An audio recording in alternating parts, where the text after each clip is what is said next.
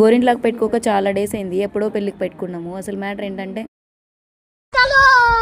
గోరింట్లాకు పెట్టుకోవడానికి 3 డేస్ నుంచి ప్లాన్ చేస్తున్నాం. కానీ ఫస్ట్ అయితే ఆకు కట్ చేద్దామని ఆకు తెంపినాము. నేను, మా పెద్దమ్మ, మా అక్క కలిసి మొత్తం ఒక బోల్ అయింది ఆకంతా. ఇంకా ఈ వేడికి బాగా చల్లదనం వస్తుందిలే, కాళ్ళకి మంచిగా పెట్టుకోవాలనుకున్నాము. కానీ నిమ్మకాయలు లేవు. ఇంకా 1 డే మొత్తం గోరింట్లాకు ఇంట్లోనే పెట్టాము. అందుకే అలా అయింది. మళ్ళీ నెక్స్ట్ డే మా అత్త షాపింగ్కి వస్తుంటే నిమ్మకాయలు తీసుకుని రమ్మని చెప్పాము. ఎందుకంటే వాళ్ళకి తోట ఉంది కాబట్టి. ఇంకా అందరూ ఆ రోజునైతే పెట్టేసుకున్నారు. ఇంకా మా అత్త ఆపరేషన్కి వెళ్తే నాన్ వెజ్ వడలు తినొద్దు అని చెప్పి తర్వాత నాటుకోడిని అయితే కోసేసాము. ఇంకా అలాగే బాయిలర్ కోడి కూడా తెచ్చుకున్నాము.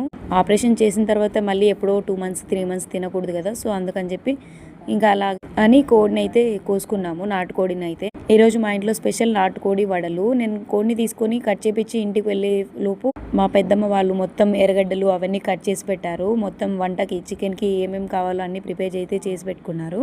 ఇంకో మ్యాటర్ ఏంటంటే ఈరోజు వాసవి వస్తుంది. నేను ఇంకా వాళ్ళు ఆల్రెడీ నిన్న నైటే గోరింట్లాకు పెట్టుకున్నారని నాకు టైం లేదని చెప్పి నేను సండే గోరింట్లాకు అయితే పెట్టుకున్నాను. గోరింట్లాకు పెట్టుకున్నానో లేదా హాఫ్ అన్ అవర్కే వచ్చేసింది వాసవి. ఇంకా సరేలే ఎలానో పెట్టుకున్నాను కదా, అప్పుడే క్లీన్ చేయడం ఎందుకని చెప్పి అలాగే 1 అవర్ ఉన్నాను. తర్వాత వాసవి వాళ్ళ ఫ్రెండ్ ఎంగేజ్మెంట్ ఉందని చెప్పి వాసవి అయితే మెహందీ వేయించుకుంది. చాలా రోజులైంది కదా నేను వేయించుకోక అని చెప్పి నేను ట్రై చేశాను.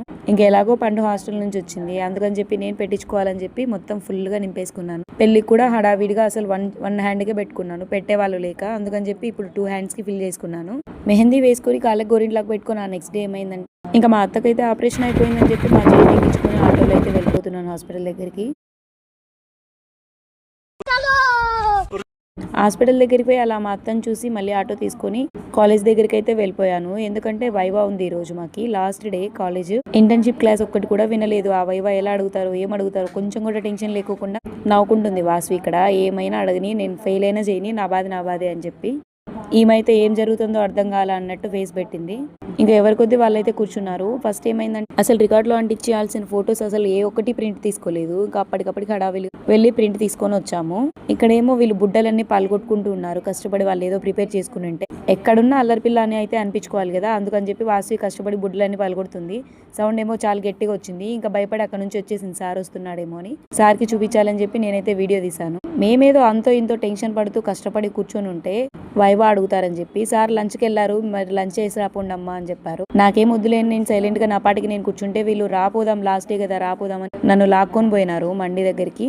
సర్లే ఇంకెలాగో మధ్యాహ్నం తినాలి కదా, మార్నింగ్ ఎలానో తినలేదు అని చెప్పి పోగానే మటన్ సూప్ తెచ్చి ఇచ్చేసాడు. ఇంకా మనం మటన్ తినం కాబట్టి అందులో సూప్ ఉండే ఏం తాగుతాం, సో తాగలేదు. ఇంకా ఇక్కడ ఎందుకు నవ్వుతున్నామంటే మౌనిక కింద పడింది, అందుకని చెప్పి నవ్వుకుంటున్నాం. పాపం వీడియో తీసానని పరువంతా పోయిందని మౌనిక పరువుని ఎలా కాపాడుకోవాలో అర్థం కాక నవ్వును చూసి నవ్వుకుంటుంది. ఇంకా అంతలోపే మండి అయితే ఆర్డర్ ఇచ్చేసారు, వచ్చేసింది. పార్ట్ 2 వచ్చే